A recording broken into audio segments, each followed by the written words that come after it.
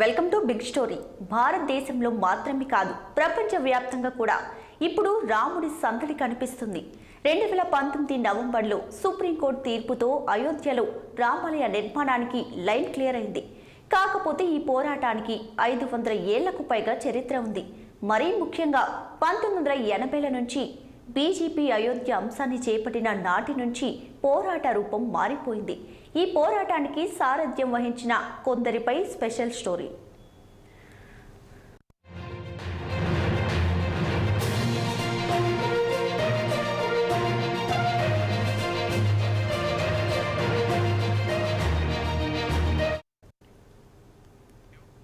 అయోధ్యలో రామాలయం అనగానే ఆర్ఎస్ఎస్, విశ్వ హిందూ పరిషత్, బీజేపీ, బజరంగ్ దళ్ లాంటి మరెన్నో సంస్థలు గుర్తుకొస్తాయి. అయోధ్య పోరాటానికి 100 ఏళ్ల చరిత్ర ఉన్నప్పటికీ దీన్ని ఓ శక్తివంతమైన సామాజిక, రాజకీయ ఉద్యమంగా మార్చిన ఘనత మాత్రం లాల్ కృష్ణ అద్వానీకి దక్కుతుంది. 4 దశాబ్దాల కిందట హిందుత్వ పోస్టర్ బాయ్గా వెలుగొందిన ఘనత ఆయనకే దక్కుతుంది.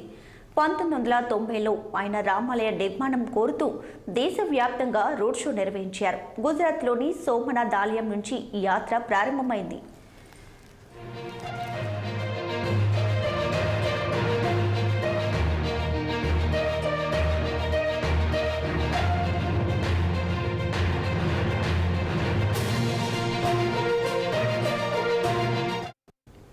టొయోటా వాహనాన్ని అద్వానీ తన రథంగా మార్చారు. ఆయన చేసిన రథయాత్రకు దేశవ్యాప్తంగా అపూర్వ స్పందన లభించింది.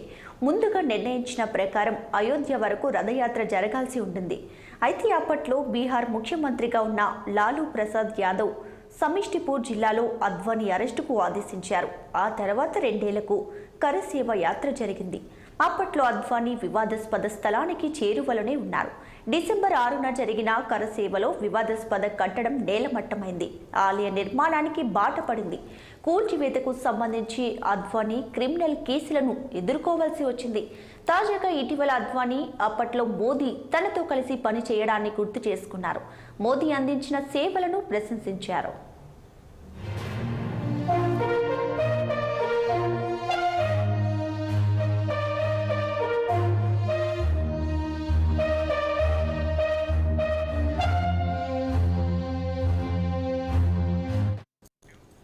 ఇక అయోధ్య పోరాటంలో కీలక పాత్ర వహించిన వారిలో ప్రమోద్ మహాజన్ ఒకరు. వాజ్పేయి, అద్వానీ తరహాలోని ప్రమోద్ మహాజన్ కూడా చక్కటి వ్యూహకర్త.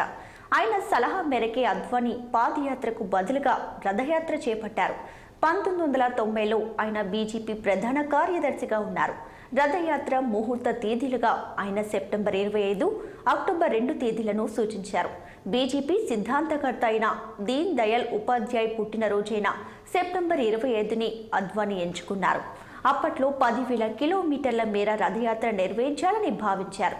అప్పట్లో బీజేపీలో ఎదుగుతున్న నరేంద్ర మోదీ సహకారంతో ఈ రథయాత్రకు కావలసిన ఏర్పాట్లు ప్రమోద్ మహాజన్ పర్యవేక్షించారు. ఆ విధంగా నేటి ప్రధాని నరేంద్ర మోదీ సైతం అప్పట్లో రథయాత్రలో కీలక పాత్ర పోషించారు.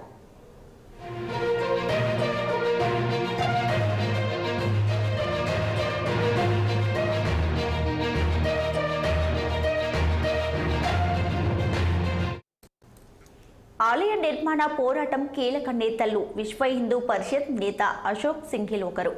రామ జన్మభూమి ప్రచార కార్యక్రమానికి ప్రజల మద్దతు కూడగట్టేందుకు ఆయన తన సర్వశక్తులు ధారపోశారు. రామ మందిర ఉద్యమ రూప శిల్పిగా ఆయనను చెబుతారు. 2011 వరకు కూడా ఆయన విశ్వ హిందూ పరిషత్ చీఫ్గా కొనసాగారు. 2015 నవంబర్లో ఆయన మరణించారు.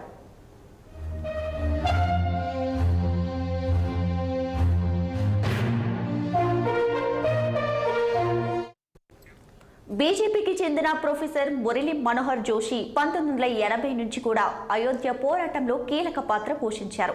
1992 డిసెంబర్ 6వ తేదీన కరసేవ జరిగినప్పుడు ఆయన కూడా అద్వానీతో పాటే ఉన్నారు.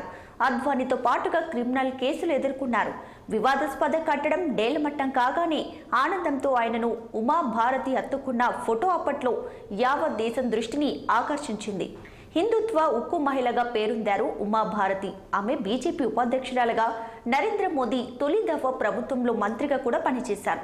రామ మందిర పోరాటంలో అత్యంత ప్రభావశీలక మహిళగా ప్రఖ్యాతి చెందారు. వివాదాస్పద కట్టడం కూల్చివేతకు ప్రజలను ప్రేరేపించిందన్న ఆరోపణపై లిబారహాన్ కమిషన్ ఆమెను తప్పుపట్టింది. రామ జన్మభూమి ఉద్యమం తొలి నాళ్లలో సాధ్వి రితంబర్ హిందుత్వ నేతల్లో ఫైర్ బ్రాండ్గా వెలుగొందారు. అయోధ్య పోరాటంలో పాల్గొన్న మహిళా నేతల్లో ఉమాభారతి తరువాతి స్థానం ఆమెదే. అప్పట్లో ఆమె ఆడియో క్యాసెట్లు బాగా ప్రాచుర్యం పొందాయి.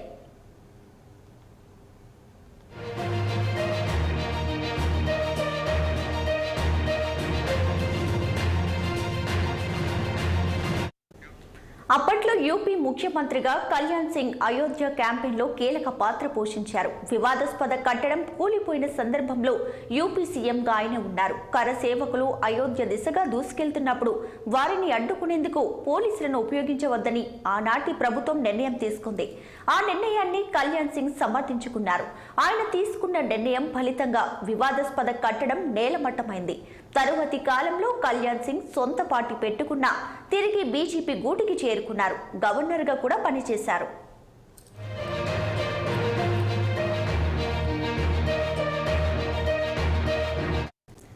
ఇక బజరంగ్ దళ్కు చెందిన fire brand leader Vinay Katiyar 1984లో బజరంగ్ దళ్ ఏర్పడింది. రామ మందిర్ ప్రచారాన్ని ఉధృతం చేసేందుకు ఈ సంస్థను నెలకొల్పారు. దీనికి మొదటి అధ్యక్షుడిగా వినయ్ కతియార్ పనిచేశారు. 1992 తర్వాత ఈ సంస్థ పలు రాష్ట్రాలకు విస్తరించింది. వినయ్ కతియార్ బీజేపీ ప్రధాన కార్యదర్శిగా కూడా పనిచేశారు. రాజ్యసభతో పాటు లోక్సభ సభ్యుడిగా కూడా సేవలందించారు. అయోధ్య నుంచి 3 సార్లు ఎంపీగా గెలిచారు. రామ మందిర ఉద్యమంలో తూటల్లాంటి మాటలను పేల్చే నేతగా ప్రవీణ్ తొగాడియా ప్రసిద్ధి చెందారు.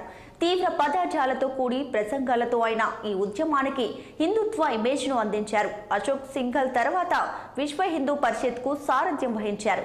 బీజేపీలో అద్వానీ ప్రభావం సన్నగిల్లడంతో క్రమంగా అశోక్ సింఘల్ కూడా పక్కకు వైదొలిగారు. హిందుత్వ రాజకీయాలపై ఆసక్తి కలిగిన పారిశ్రామికవేత్త విష్ణుహరి దాల్మియా రామలే ఉద్యమంలో ఆయన కూడా కీలక పాత్ర పోషించారు. విశ్వ హిందూ పరిషత్లో వివిధ హోదాల్లో సేవలందించారు. ఇక వివాదాస్పద కట్టడం కూల్చివేతకు సంబంధించి కేసులు ఎదుర్కొన్న వారిలో ఆయన కూడా ఉన్నారు. 91 ఏళ్ల వయసులో 2019లో ఆయన మరణించారు.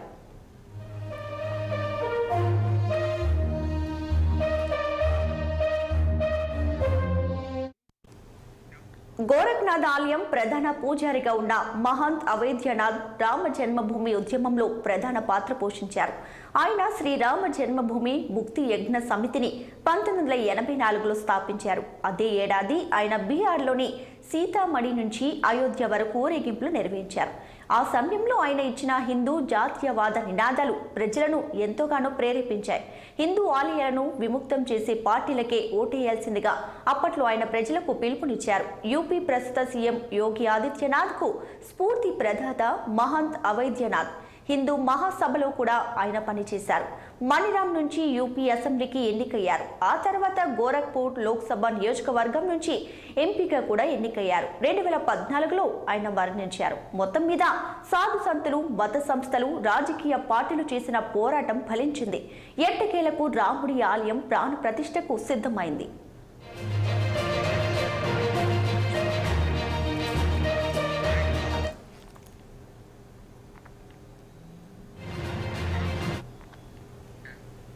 ఇది ఇవాల్టి బిగ్ స్టోరీ. మరో ఎపిసోడ్లో మళ్ళీ కలుద్దాం. Until then what 6 TV. ఇది సామాన్యుడి ఆరో ప్రాణం.